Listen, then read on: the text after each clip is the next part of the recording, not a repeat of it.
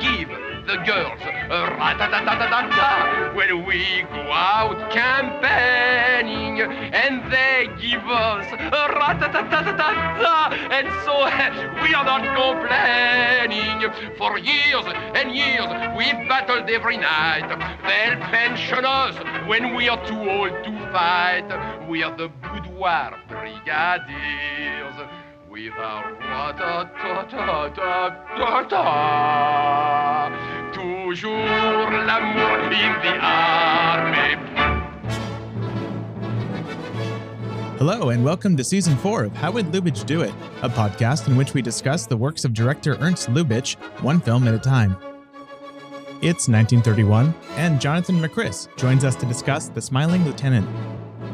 Come visit ernstcast.com if you'd like show notes, resources as to where you might find the films we'll be discussing, a link to our Discord, or just to say hi.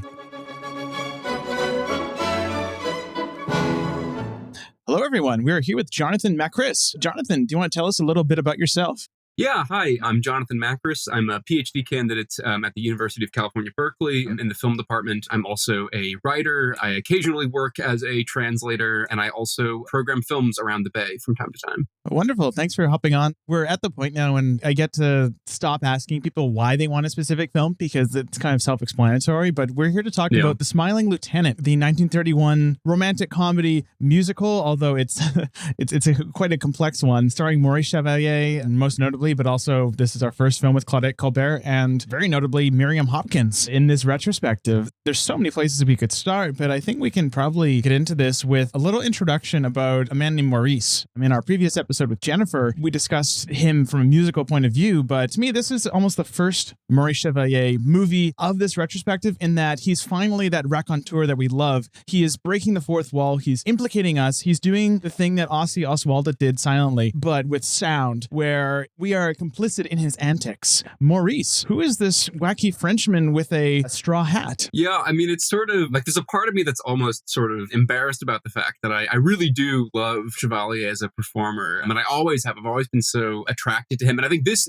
film in particular was the one that really sort of revived my interest in Lubitsch. I had seen a number of his films earlier, and I think the one previously that had really stood out to me was Heaven Can Wait. But watching Smiling Lieutenant in my early 20s really sort of revived a strong interest in Lubitsch, and a lot of it owes to Chevalier. And he was a really sort of interesting, his sort of trajectory into Hollywood became kind of interesting. So he begins, as you would probably expect, in the music hall tradition, and in particular, there's a performer known in France, but not really like a crossover hit. There's a woman named Mistinguett, who was a really famous performer in France in 1900s and then also in the early 1910s. And she made some attempts to work in the film industry, but they weren't super successful. The only film role of hers that's particularly notable, that would be like recognizable to American audiences, would be she has like a brief role in Julien Duvivier's film Pepe Le Moko, very briefly, but otherwise she didn't really have much success in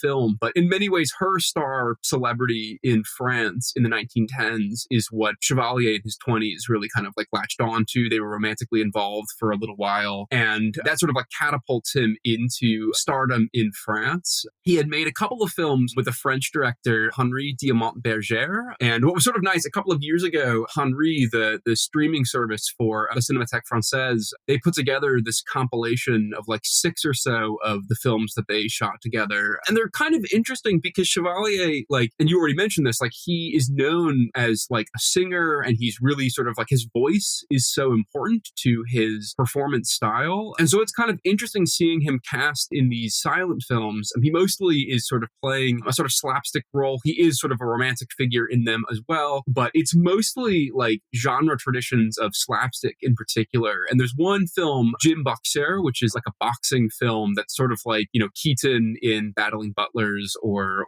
Chaplin in City Lights, or Jacques Tati in Watch Your Left, and sort of like this classic like amateur boxer kind of film. So it's very unusual compared to the image that we later develop of Chevalier in the sound era. But he really sort of caught the attention of Hollywood in the late 1920s when the Fairbanks, so Douglas Fairbanks and Mary Pickford recommended him to Thalberg, and they said, you know, you need to hire this guy. And Thalberg goes to meet Chevalier, but of course, like Thalberg is like he's not someone who's like spending a lot of money. So they're unable to work out a deal. And later, Jesse Lasky from Paramount comes, and he's the one who ultimately is able to book Maurice to come over to the US and make some films over there. I mean, of course, very quickly, he becomes like one of the studio's biggest stars and most sort of recognizable figures. And he ends up working for Paramount for a few years, but eventually does go to MGM in 1934. And then that's where he makes Merry Widow with Lubitsch when they move over there. Yeah, so that's sort of his like early trajectory into Hollywood.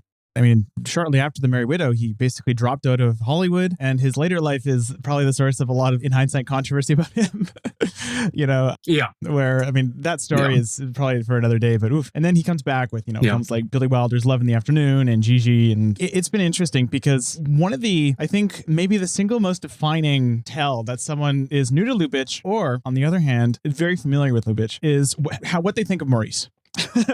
Because he's easily, The Merry Widow is one of my favorite movies ever. And when I show that to folks, the response is always, I loved it. Maurice, what an odd figure. And at this point in my kind of, appreciation of Lubitsch, and this is the pattern I've known among a lot of people who are more familiar with all of his work, it's that like he might be my single favorite actor in any of his movies at this point. I mean, I can't, like, especially after seeing something like Monte Carlo, which I think is a huge gaping void where Maurice's charisma should be, that his value to these musicals cannot be overstated. He is this incredible figure that in this film, somehow both the most cartoonish person you ever saw, he looks like someone who has been drawn. And yet we are still able to take him seriously as a frankly sexual figure. He is magnetic, he is charismatic, he is relatable, despite being, for all intents and purposes, a Bugs Bunny figure. Yeah, I think it's right. And like even in those later films you mentioned, like Gigi or Love in the Afternoon, I mean, he remains electric, even in the face of these other like ensemble performances, or even in his other films at Paramount at the time too. Like a film like The Big Pond in 1930 is, by all intents and purposes, not a really effective film. It's not really an effective crew. It's like a very early sound film, so it's kind of rough. But it remains like he is so good, and his songs in that film in particular are really good. But same with, I mean, the other performance that's like especially notable that's worth bringing up is Ruben Moulien's Love Me Tonight, which is such an electric film. There was a time in my life, in the same time that I was sort of discovering these other Lubitsch films, I used to watch like the opening 10 minutes from that film sort of over and over. And like I sort of would stop after the end of the Isn't It Romantic song and sort of just watch that opening over and over because it's so stunning. Both what Mamoulien is doing in that film, he was recently the subject of retrospective at Ritrovazzo earlier this year, which was like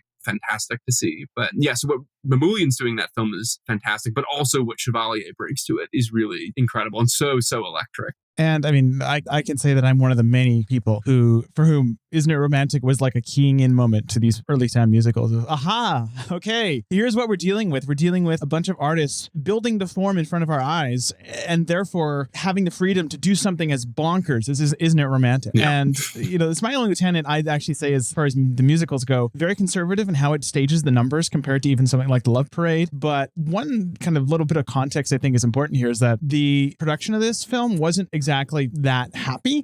Chevalier, to start with, had recently lost his mother, and apparently he was, as a result, I saw him written, I have a note here that in one book he's described as a big sourpuss the entire time, which I mean, yeah, I can relate.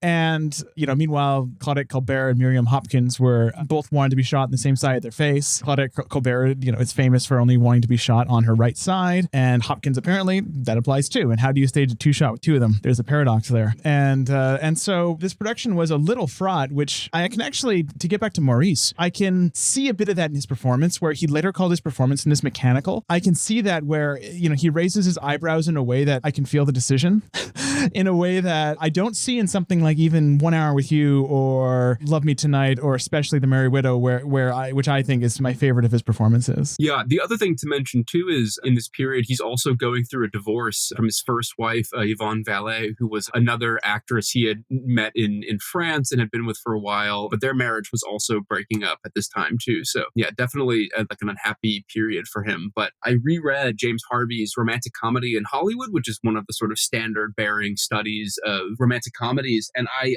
was surprised to find in there, because I had forgotten that Harvey really is really harsh about this film. I mean, I think this is of all of the Lubitsch musical comedies from this sort of early period, this is the one he writes about the most disparagingly, which I am also sort of surprised by, because I think that, it is like a really interesting film. I do think you're right, though, that there is a dimension to which it's a little bit more static. It's not as, there is some like big sort of gestural camera movement, but I think especially the elements that we tend to associate with Lubitsch are here, but maybe to a lesser extent. So for example, the takes tend to be much longer, I think, in general. Like I'm thinking about the opening two-shot between Charles Ruggles, and who's also fantastic in this, I should say, so good and worth. This is our first Ruggles appearance. Yeah. He's so good. And like the whole, he's one of my favorite sort of, bit players in 30s Hollywood. But the scene between him and Chevalier on the bed, that's sort of a long take. And there's sort of a number of these two shots that go on much longer than I think, you'll see even a year later in 1 Hour with You, where the decoupage is much quicker and sort of, and that seems to be sort of like essential in many ways to Lubitsch's style. So it's definitely true that there is something that's slightly slower. The fact that he's directly addressing the audience and there's this kind of presentational style, but all of that's also married to this other dimension to Lubitsch that's really subversive in how he uses dialogue and sound in this film, which I think is, to me, like the most impressive version of this. Like another film maybe we could compare it to and how it uses sound would be like Ninotchka, where it's kind of doing something similar about like the difference between different kinds of languages and performances in that film. But yeah, I think what he does here is really is different from his other films, but nonetheless still really impressive and subversive in its own right. Comparing this to either the films made before it or after it, when separated by a year, is fascinating to me, because listeners to this podcast have heard me probably 3 or 4 times chastise myself for using the word transitional in a film, but this kind of is a transitional film. It feels between his early sound works in 29 and 30, that being The Love Parade and Monte Carlo, and his,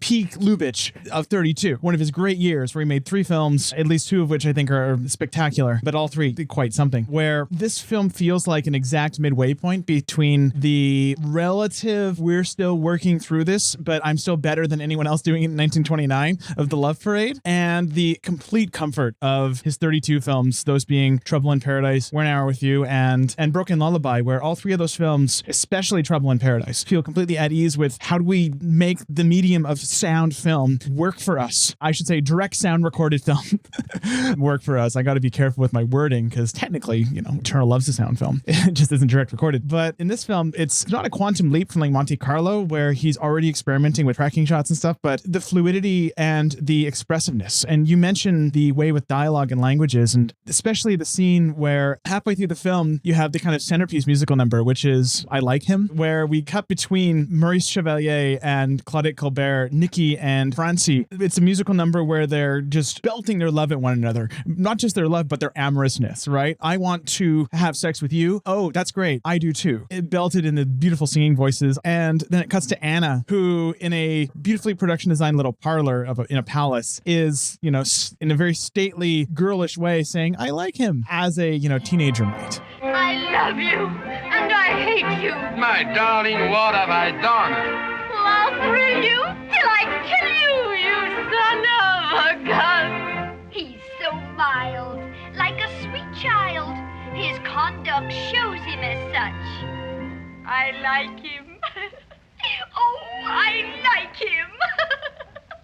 I like him so much. And the way that those two scenes cut, and the way that the camera kind of moves in a flowing way between Colbert and Chevalier versus the way that it just sticks in a presentational way on Hopkins, shows to me a level of sophistication in the use of just basic camera work, and a combination between that and singing styles that feels to me a notable step from Monte Carlo and Love Parade. And one thing I'll note about this as well that maybe does, I think, point to there is an aspect to it that is transitional. So it's definitely still what we might call like a hybrid film in the sense that there are moments that are clearly shot without sound. Like, for example, a lot of the transitions, like the very beginning and also the very ending are clearly shot without sound. But the rest of it is, as you mentioned, is sort of direct sound. The other thing, I found this actually tremendously surprising when I was doing a little bit of research on this. So there's a great volume on Lubitsch that's published by CITED Cinema, and it's edited by Jean Navarny and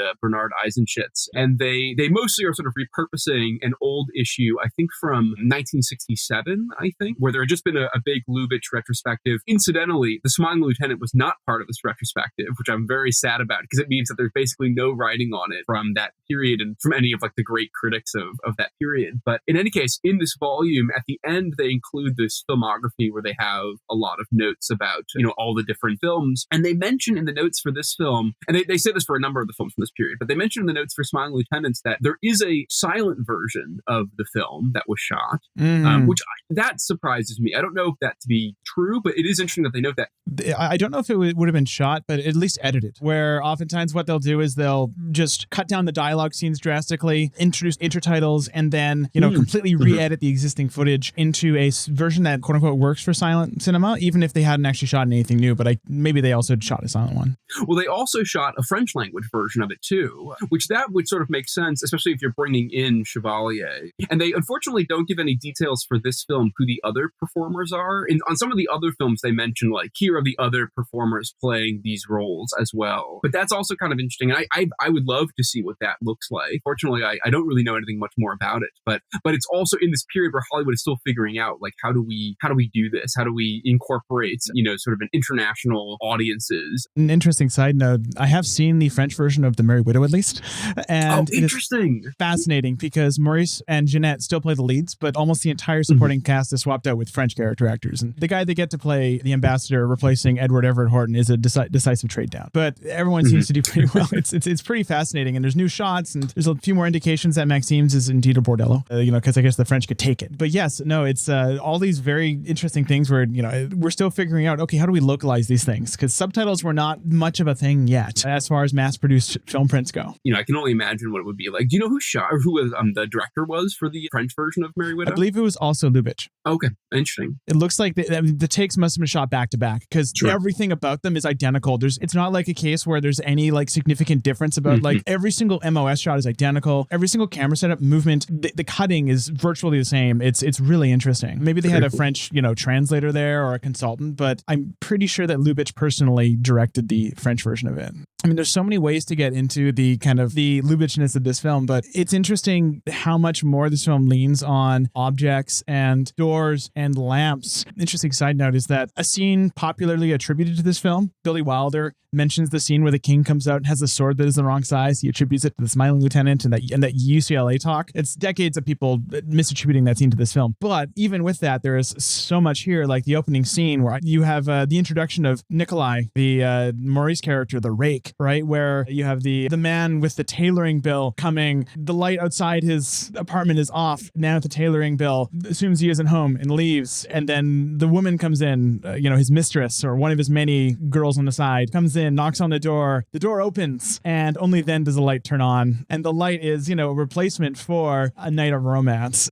Once again, he's offloading the work of characterization to doors and objects. It's lovely. What a great way to start the movie. Yeah. Well, and then the montage that happens after, right, where it cuts between, doorbell, the doorman opening and coming in saying, and then this commands that are just Maurice yawning, and the movement between these, and then the movement to the bugle after. So much of this film is about like communication, and especially even if it's still verbal, like all these different sort of sign systems that are sort of attuning us to like different commands, etc., that we all are sort of reading. And I love the way that this opening really establishes this sort of, in this case, nonverbal vocabulary. But even when the vocabulary becomes verbal, it still is never direct. It's always like these indirect discussions about sex or romance or whatever. The obvious one that stands out is also the references to musical instruments, right? That's sort of like a very common one. But part of what I love is when it's a great joke where it's Colbert and Chevalier walking through the park and they say, oh, we should have like a duet. And of course, we know that they're referencing going home to go have sex. But then we cut to the home and they actually are like playing a duet. And like that's actually like a great joke. And I think the way that this sort of plays is so fantastic. Obviously, all the references to them eating, but then again, same thing. It cuts to them actually eating. Like he sort of constantly is playing this really, we think it's a double entendre. And of course, it is a double entendre, but he also literalizes it, which is very funny sort of throughout. But those are the moments that stand out for me as like what's already, taking already like a dirty joke and then making it literal is like a really amusing sort of approach that he takes throughout this. The metaphor of meals for not just sex, but essentially basically different types of women. But this idea of dinner being this associated with this salaciousness and this young independent sexuality, basically. And then breakfast as this, more Quotidian domestic enterprise. You have Claudette Colbert, the dinner girl, and then Miriam Hopkins, the breakfast girl. Essentially, you have that very sad line at the end of girls who start with breakfast don't usually stay for supper, which we can do some exegesis on because I think there's a lot there. But of course, you also have that wonderful song that Claudette and Maurice sing that's entirely about how much better breakfast tastes after lovemaking or in the context of lovemaking. You put kisses in the coffee, such temptation in the tea. I get a thrill that sends a chill right through me when you pass the toast to me. Where it's not, breakfast is not necessarily there's not a wider thematic import here. It's just a fun little way to sneak this idea by the fact that they're both very sexually satisfied. So it's so multifaceted and really tough to just pin down into a reductive reading. Yeah. And I actually have sort of 2 points I wanted to make. Part of what's also interesting about this film and maybe sort of helps to distinguish it from other Lubitsch films from this period and some of its behaviors that are different is the fact that it's shot by George Folsey, this is the only film that is not shot in this period of Lubitsch's by Victor Milner, who shoots everything from Love Parade through to Design for Living. And so he shoots Monte Carlo, 1 Hour with You, Broken Lullaby, Trouble in Paradise, but doesn't shoot this one, which may have to do with the fact that it was shot in New York, so it's not in Los Angeles. But what's interesting is that Folsey also shot an earlier Chevalier comedy, The Big Pond, one of his big sort of hits for Paramount. So anyway, so that's sort of part of also what's distinct about some of the visual style of this film. But to the songs as well, it's interesting because this is the only Chevalier film, I think, from this period that doesn't really have like a breakout song in the way that like most of his other films do. So many of them have, at minimum, they're sort of incorporating what were already standards for him into the film in one way or another, or they're breaking out like a new one. And so in the case of The Big Pond, the big song is You've Brought a New Kind of Love to Me, which became so popular that the Marx Brothers parody it in their film Monkey Business in 1931, because it's just like so instantly recognizable to audiences. And it's a great song. But this one is kind of unusual because it doesn't really have like a single number that you might separate from it. It's sort of like all the songs are very fixed in the narrative in a way here. Even more so, I mean, Love Me Tonight is often spoken of in this way, but I don't think that actually really is true of that film. There's definitely numbers in that film that are like... Isn't It Romantic is a standard, yeah. Oh, yeah. Well, so Love Me Tonight's a standard, and I'm sorry, Isn't It Romantic also? But like Mimi, for example, is kind of awkwardly... Like that was already a song that Chevalier did, and it's kind of like awkwardly put in. A very obvious jukebox musical moment to that, right? Where it's, okay, how can we possibly shoehorn in? Because it makes absolutely no sense unless you really, really do some backflips. No, it's so weird. Versus in this film where like all of the songs sort of organically rise out of the like actual narrative and are like very context specific, but they're great songs. I mean, like I do love these songs, and like rewatching it again the other day, I was like, oh yeah, these are like really, these are jams. Like this is a really good musical, but it's unusual in that sense. This might be a good excuse for me to bring up what I think is an interesting aspect of this film, which is that this is a musical where none of the three leads can really properly carry a tune. When Maurice Chevalier is the most reliable singer in your film, that's a very low bar. And I love Maurice, but the man, he's no Jeanette MacDonald. Yeah. With Miriam Hopkins, it doesn't necessarily hurt too much because at this point, this is kind of the beginning of a thematic through line in a lot of Lubitsch's musicals and even non-musicals, which is this attachment of musical ability with sexual independence, sexual confidence. And in this case, Hopkins, her character, can only play dainty little tunes and has kind of reedy singing voice, which makes sense. But with the case of Claudette Colbert, I think she actually does terrific work in this film. In the dramatic scenes and the comedic scenes, I mean, she's a movie star for a reason. She radiates that. But her singing voice is also very warbly, thin and reedy. And it is an odd thing where, like the duet of Jazz Up Your Lingerie. Jazz up your lingerie, just like a melody. Be happy, choose snappy music to wear. Which, aside from being in so many ways, we can do a whole episode on Jazz Up Your Lingerie and the complications behind that scene, and we'll talk about it later. But it's not a well-sung song. They don't really perform it well, and here's the thing that really gets me, and yet the musical fully survives all of that. It's fascinating, and I chalked a lot of that up to just Lubitsch at this point. His sense of rhythm is unparalleled at this point. I think this is the film where I kind of feel like he's finally recaptured that silent film rhythm that he had that wasn't quite apparent in something like Monte Carlo. You're right. You mentioned earlier that it's a troubled production for its performers in many ways. Like it seems like they're having fun. They're able to sort of create this real excitement in those songs, even if they, you're right, sort of sound a little bit off tune. The other thing also with Hopkins that I find so interesting about this film, so this was her sort of big debut in many ways. It was not her first film, but it does in many ways seem like the sort of like announcement of her career in a lot of ways. And yet she's against type. Yeah, well, and it's almost like building the type in a way. You know what I mean? Like that's the part where, like, by the end of the film, she becomes because she becomes the type. Sort of sexy kind of figure that she is in a lot of the early 30s films, and I kind of love that about the film in a way that you sort of see her. Originally, I thought that it was like a transition of a kind, but since it's really the beginning of her career, it really is like this like launching pad for like the kind of roles she'll have in Story of Temple Drake or the Mamoulian Jekyll and Hyde film, or all these different films. She has a slightly racier kind of style. So I kind of love that about the transformation that she undergoes in the film. I mean, speaking of Hopkins, she's going to be one of the most consequential figures at this point in Lubitsch's career. I mean, by most accounts I've read, generally feelings on her in Hollywood are mixed. Lubitsch, though, apparently had the utmost confidence in her, and I think that paid off in their two later films together, where in Trouble in Paradise and especially in Design for a Living, she is this archetype of that specific type of pre-code protagonist that, I mean, she's still who we reference, right? Her character in Design for a Living is, spoken of in the same breath as like Barbara Stanwyck at her pre-code heights. And in this, it feels like she was cast for the end of her arc, and then they built her towards that. It really does help the last 10 minutes of the film, the last 5 minutes, actually. This film wraps up spectacularly fast. That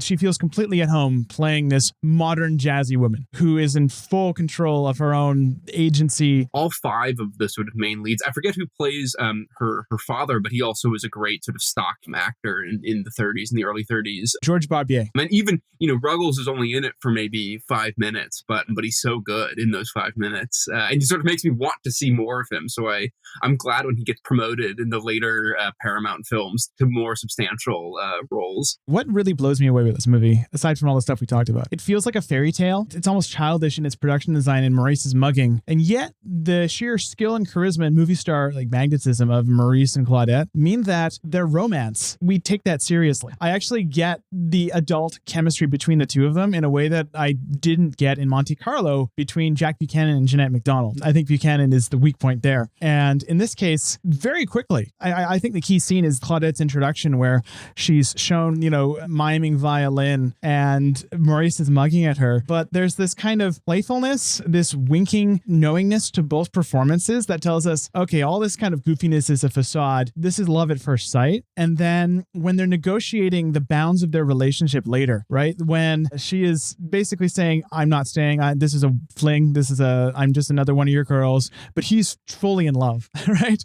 He has fallen for her on some deeper level. And there's a sensitivity there and a nuance to their relationship relationship that just floors me every time I watch this. And then the fact that the movie then pivots so that we are allowed to move on from that into his later first enforced arranged relationship with Mary Hopkins' character, and then one that kind of, in its own cartoonish way deepens. This is a very smart film about relationships. I think so too. And I think it's also a really subversive film in a lot of ways. And so, many of these romantic comedies will still kind of follow like that Austinian style of like two characters meet, they don't like each other, but then in the end they learn to see through the appearances and be like, oh, actually I love you for who you are, etc. And like that's, for example, like the style of The Shop Around the Corner, which I often compare to this film, because in that film, right, it's James Stewart and Margaret Sullivan, and they hate each other in person, but they love each other through the letters, and then at the end they realize, oh, actually you're the one who's been writing the letter the whole time, I actually love you for who you are, etc. And I have to say, I mean, this is a controversial point perhaps about this film, and like I think this is partly why James Harvey describes it as such a cruel film, but I actually kind of love the fact that this film does not end that way. It actually, like, Miriam Hopkins literally has to change her appearance, and there's a way in which, that's the aspect that is so subversive about it, right? That like Chevalier is in love with her, but really he's in love with like this appearance that is sort of traveling from character to character. But that's the level that he's really plugged into. And I think that's part of what like is so definitive of the real subversive dimension to the way that Lubitsch details this kind of ruling class society where, there's this appearance is just so important at all levels of this film. And like that's where all the pageantry really comes in. But even in like the kind of modern components, like through jazz, etc., all the ways that he sort of is signaling this transition from 19th to 20th century politics, there still is this aspect where it really is about like appearances that matter most. And so I love the fact that he sort of undercuts this idea of like the conventional kind of reconciliation between this married couple, like the fact that it still has this real bite to it that's totally different, I think, than a lot of the other later films that he'll make in the late 30s and early 40s. A little bit of context for the ending. The first half of this film is a romantic comedy between Maurice, a lieutenant who falls for a violinist, and then he catches the eye of a young princess. It's convoluted, but point being, he is forced to marry the young princess. And the ending is fascinating because it basically involves the violinist, who's this modern, jazzy, independent 30s woman, essentially teaching the young princess, Hopkins, how to be a modern woman in every way. And this involves, the song they sing together is literally called Jazz Up Your Laundry. And, that's about the size of it. But I don't even know where to start here because there's so many ways to enter this. And it's such an interestingly ambivalent ending. And, you mentioned that it's been under, some criticism. And, we can add William Paul to that in his own way, where I don't think he dislikes these musicals based on his book, but he does call the ending in this movie uncomfortable. And he makes a comparison to Trouble in Paradise and Design for Living. This film's ending involves two women from radically different social classes, finding commonality and solidarity as women, and women who love the same man. Moreover, the more experienced woman imparts her experience and her wisdom on the less experienced women so that she might basically be a good wife for Maurice. What William Paul argues is that this represents a sort of reversion to societal norms, a capitulation. And this is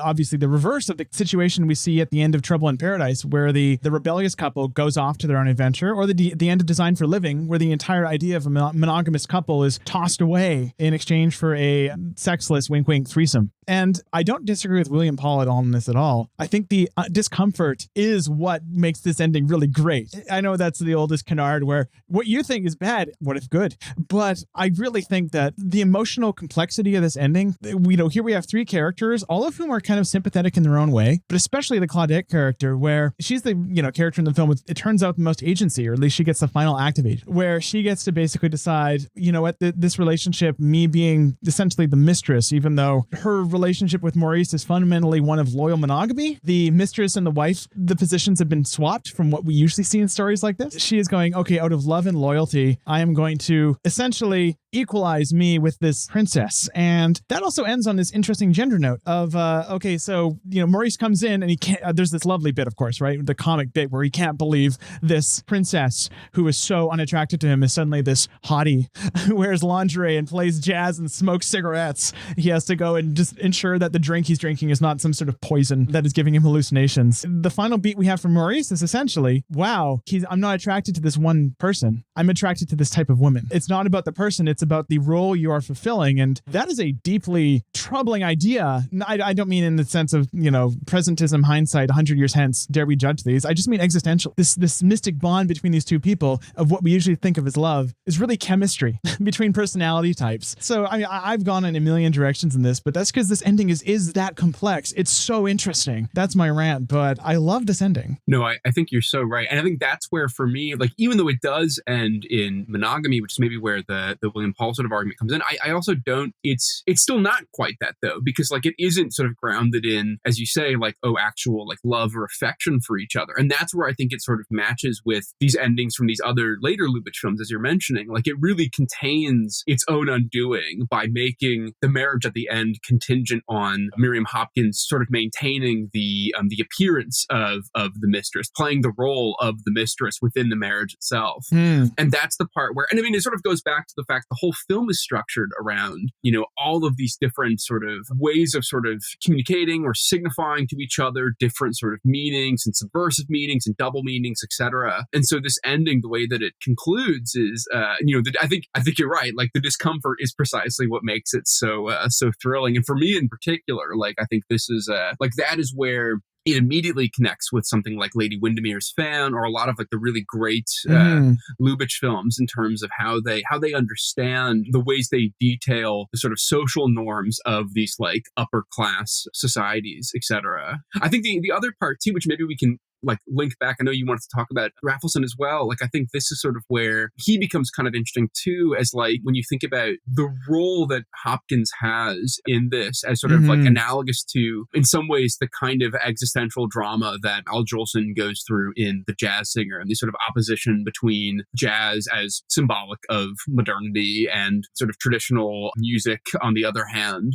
as like this like sort of past that's going by. And so that collision between those two, that sort of structures the drama of The Jazz Singer, I think also kind of gets repurposed in here in really interesting ways, but mostly through her, not really through Maurice in the same way. That's a great segue into Samson Raphaelson, because we are here on the eve of the changing of the guard of Lubitsch's most consistent writer. In Berlin and in the silent era of Hollywood, that was Hans Crowley. And what does Hans Crowley do? As we noted, he runs away with Lenny and betrays Ernst Lubitsch badly. And that was another actually thing that led to this film having a troubled production, is that Lubitsch was very understandably smarting from this significant betrayal. And so what do? You find a new writer, and he found Samson Raphaelson, and this is their second script together, but their first film. Samson was brought on to help write Broken Lullaby, and we can talk about that later. But this film was written shortly after, but made and released first. It's a fairly fast rush production. It's kind of lucky though, because this film really contains a lot of Samson's usual tics and a lot of the kind of Raphaelson touch, we might call it, in a way that I think Broken Lullaby doesn't quite. I think it helps that this is also Lubitsch's like preferred playing field, or at least the one he's best at. And but Samson, he was a New Yorker playwright, and in the mid-20s, Raphaelson writes a little script for a film that would be later known as The Jazz Singer. At that point, due to the Great Depression and certain bad investments, Raphaelson is, even with that huge success under his belt, a little underfunded, and he wanted a comfortable life for his family, so he makes himself available to Hollywood, and thus starts his career with Lubitsch. I can get into their writing process, which is, as also someone who's a filmmaker, incredibly inspiring. But do you have any other background on Raphaelson before I get into the process, which is, I think, maybe the most interesting part? I don't have too much. I think the background you offered is good. I think the Jazz Singer component is really where I think it links up. Yeah, Jazz Singer, which we might remember from the silent episodes, as a film that Lubitsch came very close to directing, if not for his messy divorce from Warner Brothers. Well, that would have been a really interesting change in film history had that been true. Oh, yeah. And Lubitsch was actually the one who brought the project to the Warner's attention. So that film would probably not have been made without Lubitsch. Oh, which, man. I mean, I think that Lubitsch's legacy would probably be a little bit more complicated had he directed that movie for some obvious reasons. But you know what? He instigating the project that would become the single most formally significant film in Hollywood history, perhaps, or one of them, ain't bad.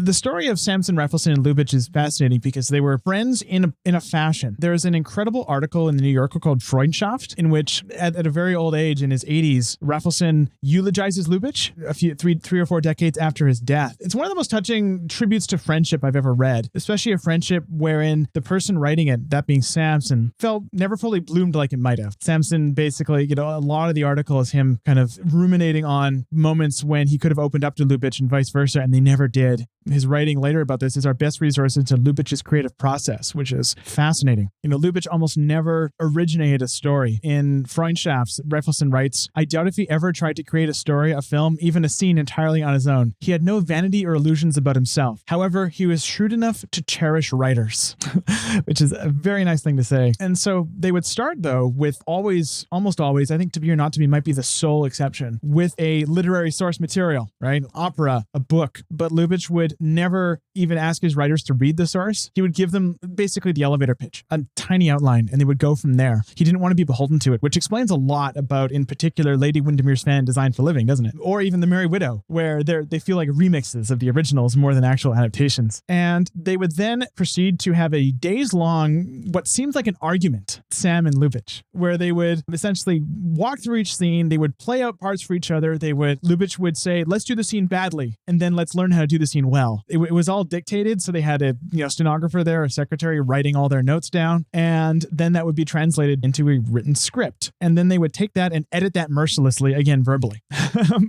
And Raphaelson said, "Lubitsch did need a writer, but he wasn't afraid of a good writer," which Hitchcock, I suspect, was for very complex and obscure reasons. Lubitsch welcomed a good writer. That man had a sense of writing second to none. If Shakespeare hadn't been alive at the time, Lubitsch would have embraced him. And Shakespeare may have even been a little better than he was. And so this kind of process, this kind of early version of a writer's room, basically, wherein you have two people, and later, you had the same Billy Wilder and in his work with Brackett, and Lubitsch later spoke about this. Similar process, right? Where they just talk through the script and then deal with the stenographer's notes later. I find that fascinating. And it also, I think, really goes a long way to explaining why, even when Lubitsch doesn't write his films, all his characters sound like Ernst Lubitsch. That's so incredible to me. Actually, reading that as someone who's currently trying to write a script, very inspiring, actually. I think you're so right about the idea of a lot of the adaptations as remix. I think that's a really great way of putting it, and part of what makes so many of them so interesting. And also, in the case of Lady Windermere's Fan, which is obviously just extraordinary, and one of those, sort of like that and Tartuffe. It's sort of interesting. Both of those are 1925, but Murnau's Tartuffe as these exercises in taking these very dialogue-heavy plays and turning them into these highly complex silent films. But in the case of Lady Windermere's Fan, really emphasizing these gestural, the play on glances in these films.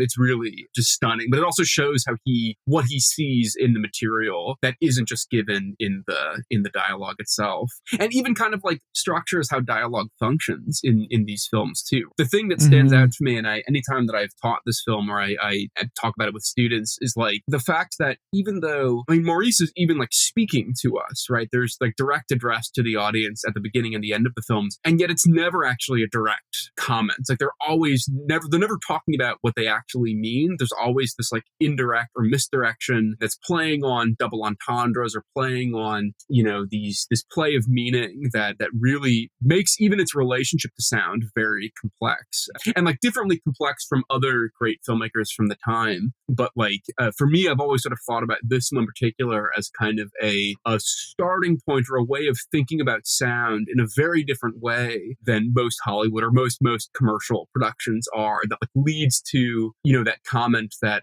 Godard makes later in his career about the films have images and sound, but the relationship between them isn't an obvious one, and really trying to complexify what sound actually means in a film, and a lot of it has to do with the way the dialogue is really we're meant to think about the form of the dialogue, or the sort of disjunction between the form of what they're saying, what they actually mean, and sort of are constantly being asked to think about the dialogue in more rigorous ways than maybe we do in other Hollywood films from the time. There's whole scenes that go by where the entire plot is occurring in the subtext. These films, they live in the pauses between the words as much as in the words often. Yeah, definitely. He gets so much mileage. The thing about Maurice is that he completely understands this but does so in a register that feels incompatible. But isn't somehow. I don't understand it. It's a funny magic trick. I wrote here in my notes that in all these films, Maurice is a superhero whose power is that he's the most charming man in the world. So maybe that goes somewhere to explaining it. Are there any instances, especially of the rhythm of the dialogue, that really illustrate this for you? Well, one that stands out to me, I think it's the episode with Kristen Thompson, where you use the audio from this to introduce it. You use the dialogue between Ruggles and Chevalier. Well, I'm a married man. Well, then, get a divorce. Yeah, now, don't misunderstand me. I'm very fond of my wife. She's nice, she's good, she's refined. In fact, I love my wife. And so, you see, if I should... Wait a minute. To cut a long story short, you're crazy about another girl. And like that's one example where, Ruggles, a lot of Ruggles' performances throughout the 30s are characterized by him getting kind of flustered, like he speaks too fast, gets flustered, and kind of fails to actually deliver the pivotal lines. But in here it works structurally, because normally it's meant to be like, oh, he's kind of, a crazy guy. But in this case, it also has this like different purpose where like he can't actually admit that, the reason I want us to go to this performance by Claudette Colbert, the reason I want to go to this performance is because I want to cheat on my wife. And he refuses to ever actually say this. Mm-hmm. Throughout a lot of the duets, I think, are structured this way, which is part of what makes them really interesting to watch, because they're always sort of playing on this understanding between the characters and also between us and the characters, but it's never actually brought out into the open. And that makes them more challenging to watch, but also more interesting to watch in some ways. It is interesting too. I mean, to kind of loop the postcode stuff in, that I think, it's good that Lubitsch took, 3 years off directing once the code started being enforced. I mean, The Merry Widow was the interesting transitional work where it was censored at the print stage. But this kind of faculty with inference, with, again, letting things live in those pregnant pauses, just characters saying not what they mean, but winding their way around it. It basically means that he's more suited than most directors to, for example, in To Be or Not to Be, it's never stated that Maria Tara and the Captain Seletsky are having this affair. It's just so heavily implied that there's no other reading possible. And yet there is plausible deniability if we want to be really concrete about it. And again, same thing occurs in Angel, where Horton and Marshall are discussing a musical performance that in an opera that starts as a duet and becomes a trio. Isn't that the one where the husband suspects his wife of singing with another man? And catches them, right in the middle of a beautiful duet. He kills him, doesn't he? Well, not immediately. No, sir. First, he joins them in the most exquisite trio. I mean, I immediately thought of that when you mentioned the double entendre, the duet here, where it's, he's still pulling from the same tricks. It's just that he's buried them by the time of Angel to such a point that they're almost fully obscure. It's also sort of interesting because it reminds us that Lubitsch ultimately is like a montage artist in a lot of ways. And like that is sort of what defines him very distinctly, I think, compared to like even Mamoulian, for example. I know often like Love Me Tonight is often thought about like in the same sort of register as Lubitsch films. But really like Mamoulian's approach at every level, I think is really different. And the things that interest him are very different. And one of their chief differences is that Lubitsch, I think ultimately at the end of the day, is largely based in montage. And like especially, you see this at the opening. The opening is very effective at this. And the cutting, I already mentioned this, but the cutting between the doorbell, the doorman, Chevalier yawning, and then eventually the bugle outside, and sort of establishing this kind of rhythm, but also this like system of communication between all these different levels that doesn't actually ever get enunciated directly. But I think it's also true if montage is about creating meaning between juxtaposition, that's never brought out outright, but comes about through the collision of these two alternating meanings that stand separately, but then come together to create different meaning. I think that's where it sort of gets subsumed into the dialogue itself, which is part of what's so sort of striking to me about this, and feels like a continuation of the ideas that animate a lot of his late silent period stuff. I'm glad you specifically point out the montage, because when I think of someone like John Ford, I think of The Great Shot. I think of John Wayne in The Quiet Man, surrounded by trees, tiny in the frame, with Barry Fitzgerald behind him on the cart. When I think of Ernst Lubitsch, I think of a scene like where Claudette Colbert is playing violin, but I don't think of the shots. I think of the way that the editing rhythm of the film is a counterpoint to the goofiness on display.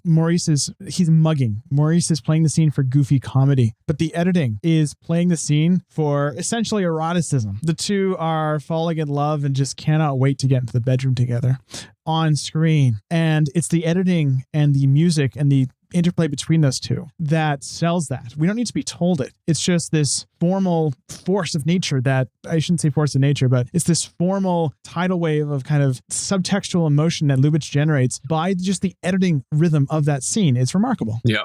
And it just goes to show, I mean, like he both begins in the silent era and matures in the silent era. And that is really the aspect that I think also one of the aspects that distinguishes him between him and Mamoulian. Because Mamoulian really, I mean, he makes a short film in the silent era, but basically, I mean, what's kind of interesting about Mamoulian maybe is the fact that he is probably, at least in the US, the director of greatest prominence to begin his career in the sound era. And that, I think, informs a lot of the decisions he makes that are very different from what other directors would choose to do, and especially with Lubitsch, because Lubitsch still is really, even in this film, drawing on a lot of those talents that he developed through silent film language, especially. And yeah, and the opening, I think, is the greatest example of that, but I think it plays throughout the film as well. And then also that great, I think you already mentioned it, but the sequence of Chevalier running from his bedroom where Miriam Hopkins is now in a much more modern kind of dress, running back and forth and sort of in disbelief and seeing her in different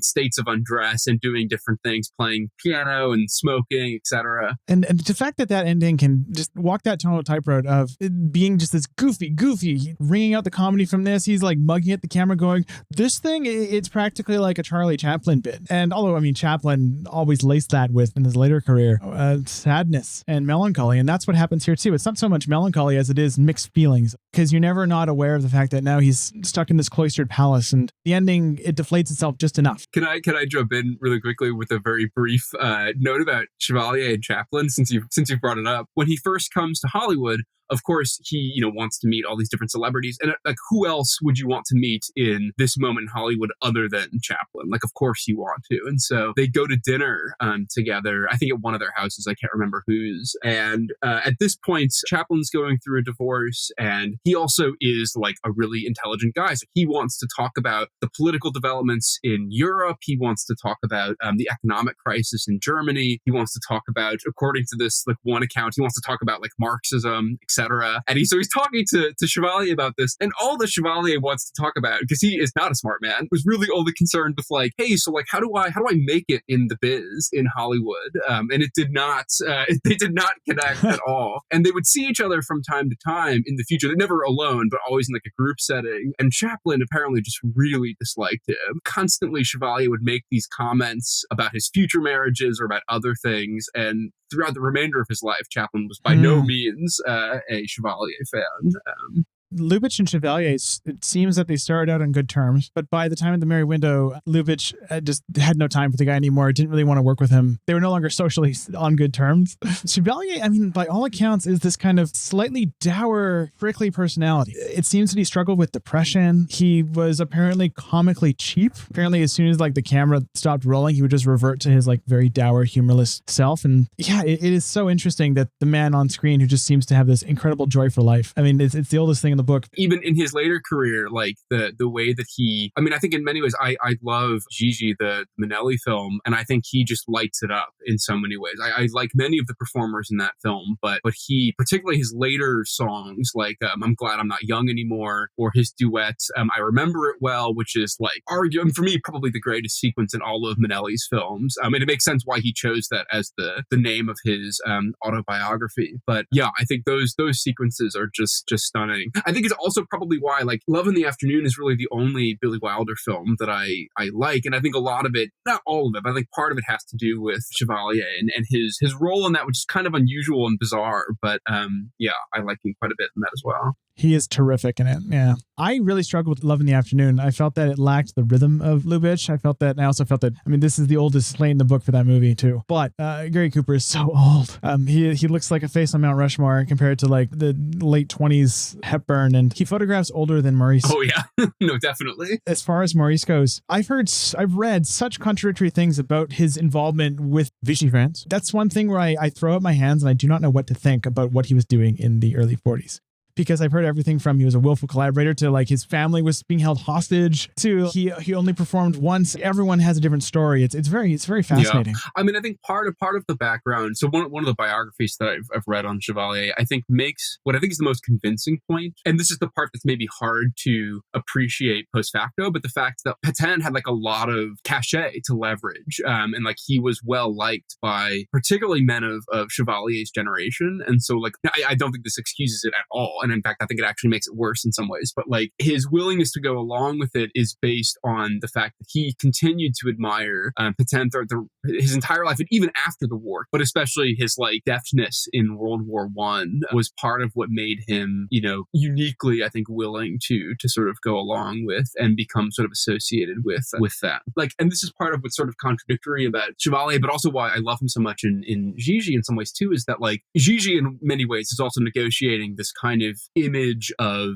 Paris in particular, and that being this like the sort of synecdoche for France in general and like French national identity in general. And so like in so many ways Chevalier also is like the perfect example of that. I mean, many of his most famous songs are just I love Paris, Paris is great, I love Paris, like da-da-da, whatever, Paris Je t'aime from Love Parade. But like it's also this very particular idea of what France and Frenchness is relative to like, you know, a more radical but also critical tradition that also sort of inhabits. I mean, it would be the equivalent of Hatton or Grant or something. Like when Grant becomes president, it's like a different kind of context, but I imagine like it would be similar to the kind of like affection that, you know, these military figures who earn a lot of cachet based on like an image of heroism that then makes it possible for people to sort of go along. I mean, nothing equivalent in those examples to Pétain, but I think that's a lot of what animates it. Is there anything else about the Smiling Lieutenant or Chevalier or any stones you feel like we haven't quite turned yet? The elements of pageantry, for me, especially this time around, brought back Ophuls. And I had forgotten that the original setting of this film is in Vienna. And I do think there is this kind of similar mobilization of this like Habsburg myth kind of vision of like early 20th century Vienna that you see between both of them, because both of them also are very willing to use really elongated pauses, or I'm thinking of like the scene in The Earrings of Madame De where Charles Boyer is moving between opera boxes. We see the sequence of him walking from box to box, and it's sort of spread out in a way that, you know, most Hollywood films, I mean, granted, Earrings of Madame De is not a Hollywood film, but most films at that time would cut out that space of him just walking, and Ophuls leaves it in. And I think you see that also where Lubitsch also leaves in these moments that other filmmakers would cut out. And I think there is this continuity between them that's quite nice, and also their equal sort of affection for this image of Vienna at this turning point, which is where it's kind of interesting with Lubitsch being associated with being like a German filmmaker and like a filmmaker of like the cities in Berlin, etc. But particularly in his Hollywood films, the image of Europe that he's drawing on, I think more than anything, is this idea of early 20th century Vienna. That seems to be really sort of the imagined locus of what Europe was in this sort of pre-war era. Which is an interesting place to drop Maurice in, because he plays an Austrian, and yet his first musical number's refrain is Toujours l'amour in the army. This is not the start of it by any means, but it's yet another way that Lubitsch is mashing up various European signifiers to create this kind of European hodgepodge nations, even if it's Austria being hodgepodge in this case. Thank you so much for coming on this show, Jonathan. This was a lovely episode. Yeah, thank you so much for having me. This was great. Love talking about this film. It's so fantastic. If people have not seen it, they definitely should. Next week, Will Sloan joins us to discuss The Man I Killed, also known as Broken Lullaby. Head over to ernstcast.com for information as to where you might find the films we'll be discussing this season, and other resources such as show notes and our Discord server. How Would Lubitsch Do It is a production of Moving Image Agency. Rylee Cronin was our dialogue editor for this episode. If you enjoyed this episode, please rate and review us on whatever podcast platform you happen to use. It helps other people find our podcast and therefore find Ernst Lubitsch. We'd like to acknowledge that this podcast was produced on the unceded territory of the Musqueam, Squamish, and Tsleil-Waututh peoples.